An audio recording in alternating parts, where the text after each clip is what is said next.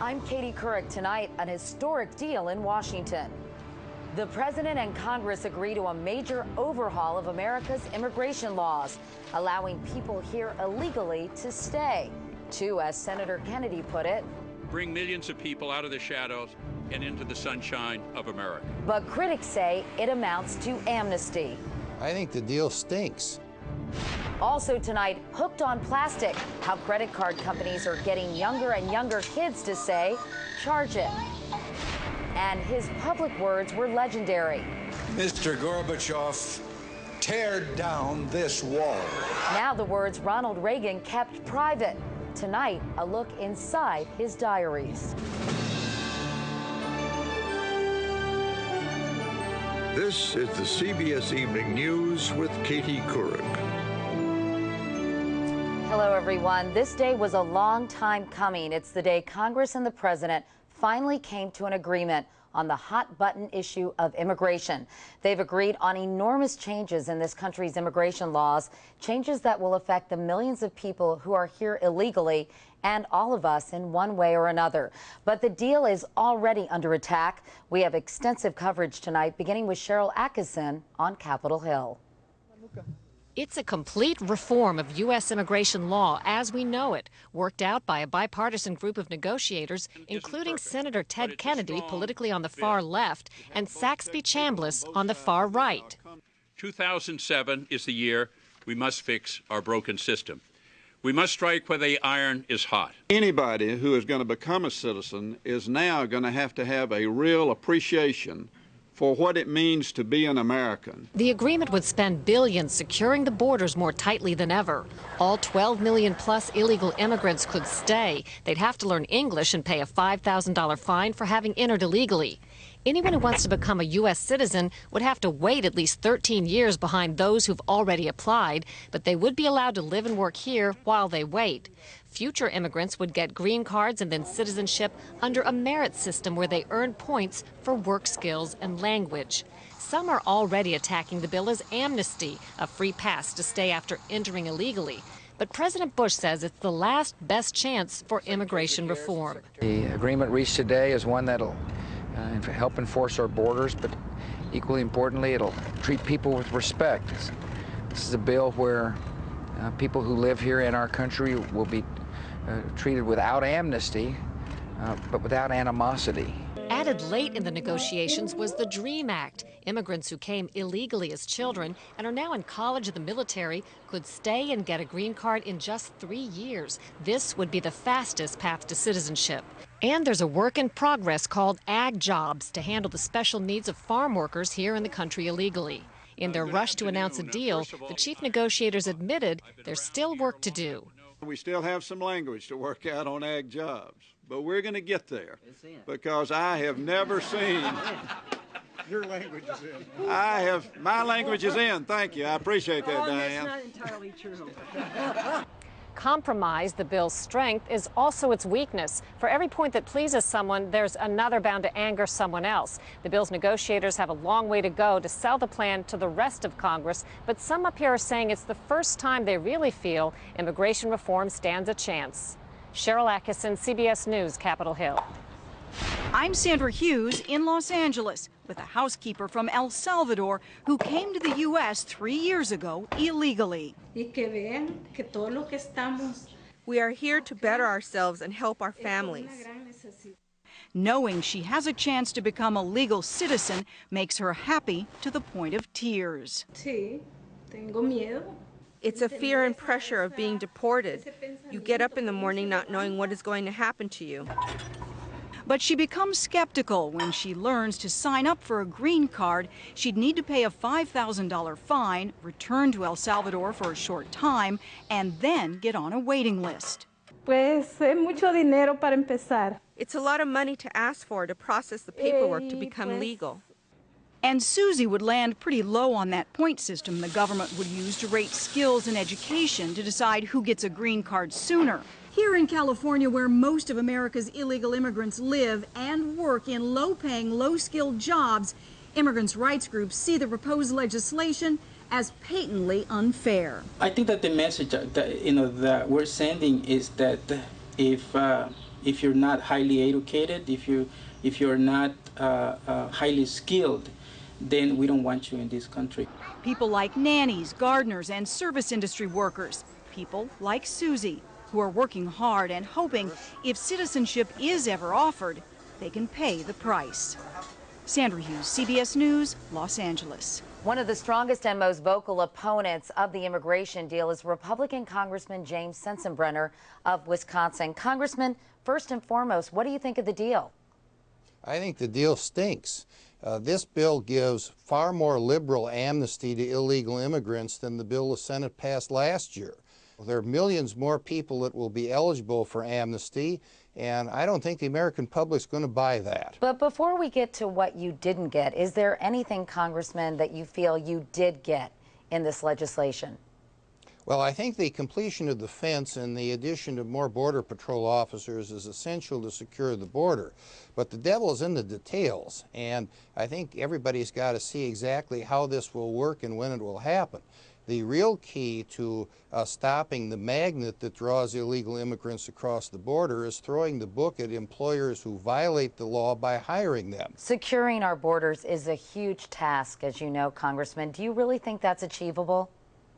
It's got to be achievable, because you can bet the next 9/11 hijackers or terrorists are not going to enter through a port of entry and have their passport stamped. They're going to come across either the northern or southern border illegally, go underground until they pull their terrorist strike off. So you're mad as heck right now. I'm mad as heck. This bill is not a good one.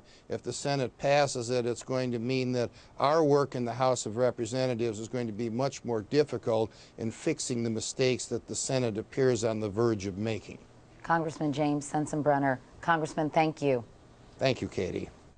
As Congressman Sensenbrenner noted, securing the borders is critical and it is a key part of the package, but achieving it could prove to be a very tall order. Here's our justice correspondent, Bob Orr. This is the core of America's immigration crisis, the porous 2,000-mile border with Mexico, a place where tens of thousands of illegal workers sneak into the country each year. Now, under the proposed immigration deal, the Department of Homeland Security is under new pressure to plug the holes. Homeland must complete 370 miles of fencing and 200 miles of vehicle barriers. 70 ground-based radar and camera towers have to be built. And 4 drones, unmanned aerial vehicles, must be deployed. And all of that has to happen before the 12 million illegal workers who are already in this country can pursue permanent legal status. I would say this is a bill that is strong on the border, tough on enforcement in the interior, fair with respect to those who are here, and realistic. Since 9/11, America's immigration strategy has centered around guards with guns. The number of border agents who patrol the front lines of Homeland Defense is being doubled to 18,000 by the end of next year. And the number of immigration agents charged with rounding up illegal workers has already tripled. Arrests are up 700%. The need for raids could drop as illegal workers eventually earn legal standing. They'll submit to background checks. Their companies will have to verify citizenship status. And workers will be issued tamper-proof cards, complete with photos and fingerprints. The plan won't fully secure the borders or eliminate illegal workers, but there's widespread agreement that real changes are needed for an immigration policy that clearly isn't working. Bob Orr, CBS News, Washington. And in this nation of immigrants, we've reached a milestone. The Census Bureau is out today with a mirror on America. It shows the number of Americans who belong to a racial or ethnic minority now tops 100 million. That's 1 out of 3 of us. The biggest minority group, Hispanics, more than 44 million. African Americans, more than 40 millions. Asians, nearly 15 millions. In 4 states and the District of Columbia, there are now more members of minority groups than whites. In other news tonight, Paul Wolfowitz is out as president of the World Bank. Late today, the bank announced he will resign effective June 30th. He was accused of breaking bank rules by getting a big promotion and hefty raise for his girlfriend, who also worked there. Wolfowitz was Deputy Defense Secretary in the Bush administration and one of the chief architects of the Iraq War. There is much more ahead. Coming up, CBS News goes along with one of the search teams desperately trying to find those kidnapped American soldiers in Iraq.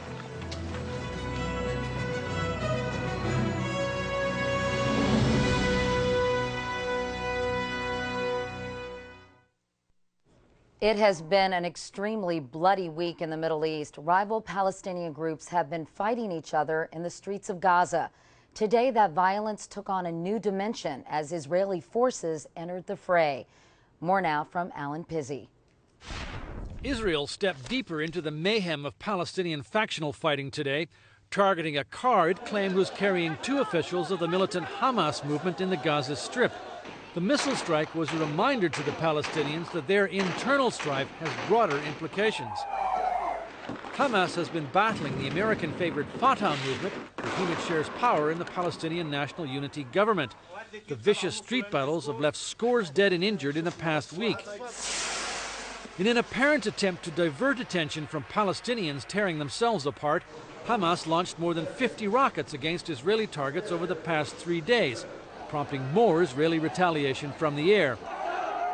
But the Palestinians have so far managed to kill more of their own than the Israelis have. Fatah gunmen even opened fire on a funeral today for Hamas fighters killed in earlier street battles. Palestinian politicians are still talking about preserving the uneasy partnership brokered by the U.S. But if the fighting continues, in the words of a senior Fatah official, we're doomed. Alan Pizzi, CBS News, Tel Aviv. Today, President Bush called on the Palestinians and Israelis to work toward a peaceful solution.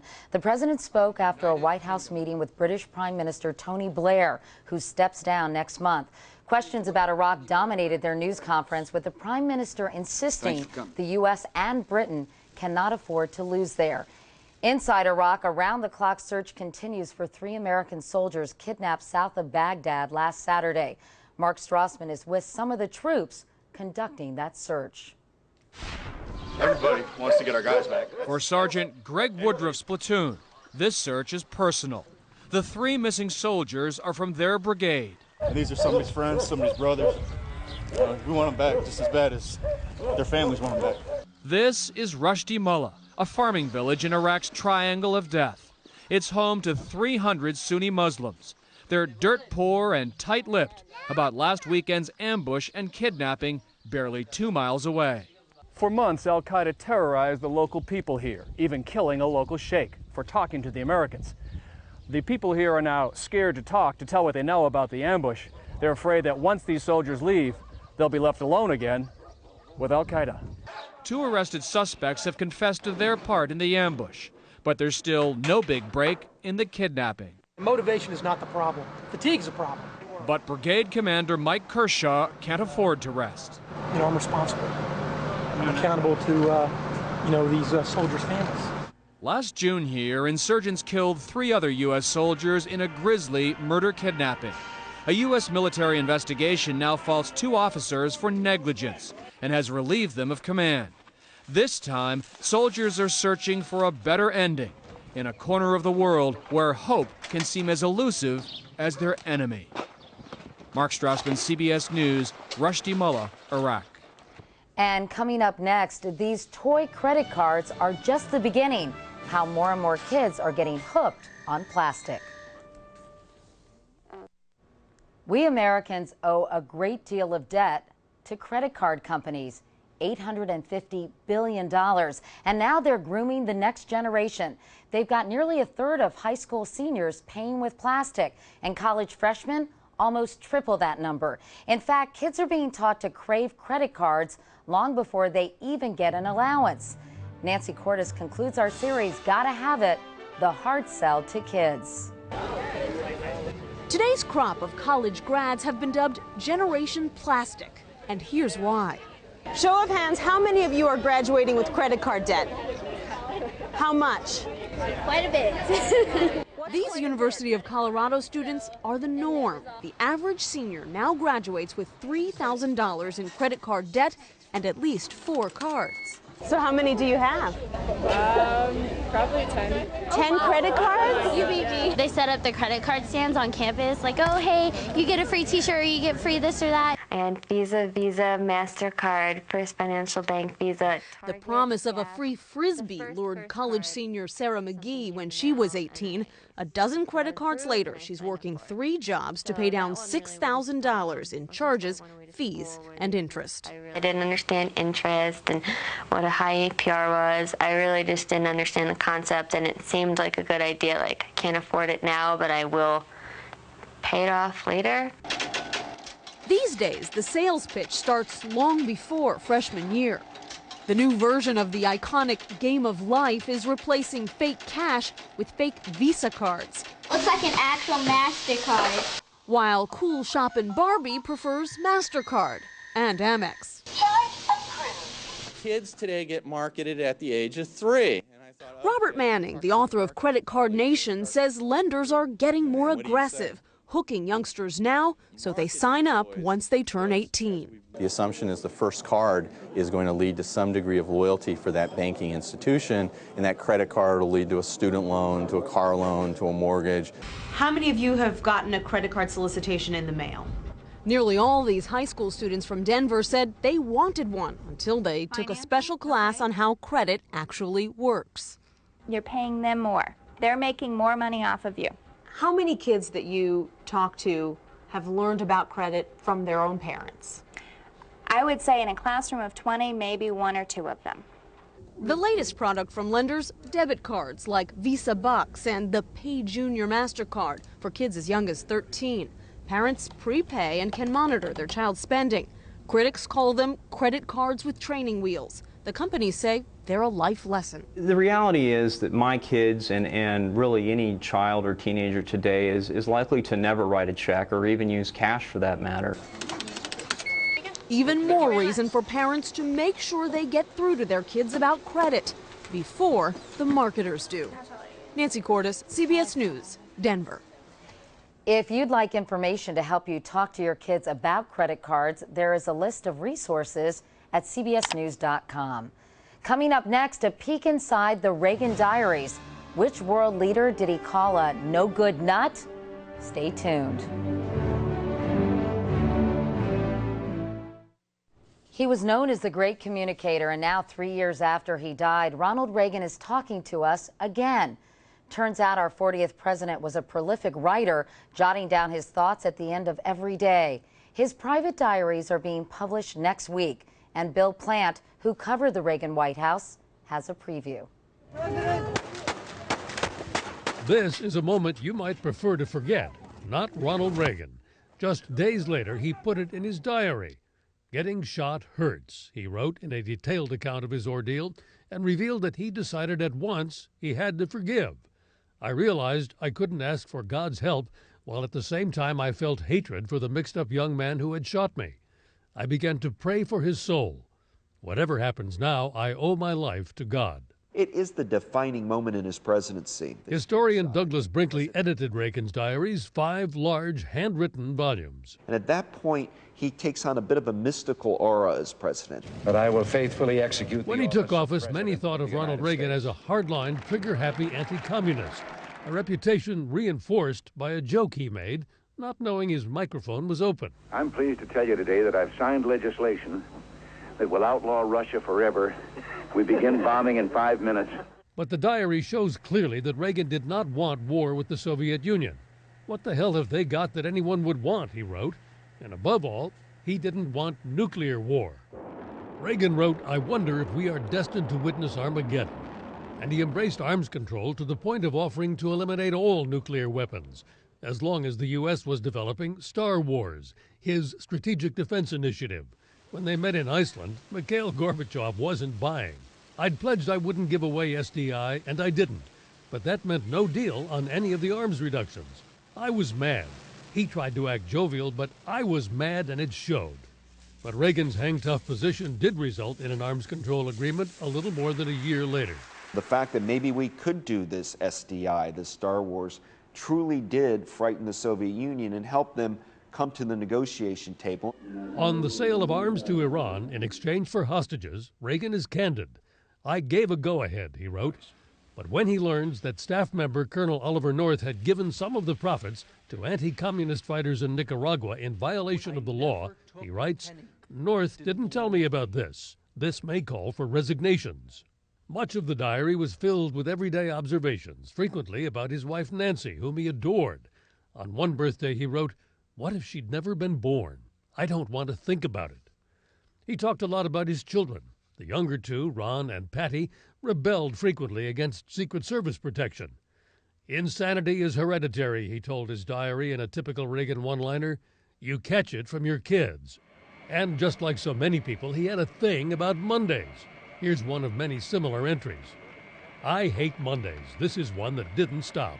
Saddam Hussein," he wrote after Israel bombed Iraq's nuclear reactor, "is a no-good nut." Were there signs of his Alzheimer's disease? Reagan does write occasionally of forgetting. Looking for landmarks on a helicopter ride down the California coast, he was a little upset when I could locate them and then couldn't remember their names. But above all, says Brinkley, the diaries reveal Ronald Reagan, the man. I think he knew who he was and what he wanted to achieve. There was no double game with Ronald Reagan. In many ways, what you see is what you got.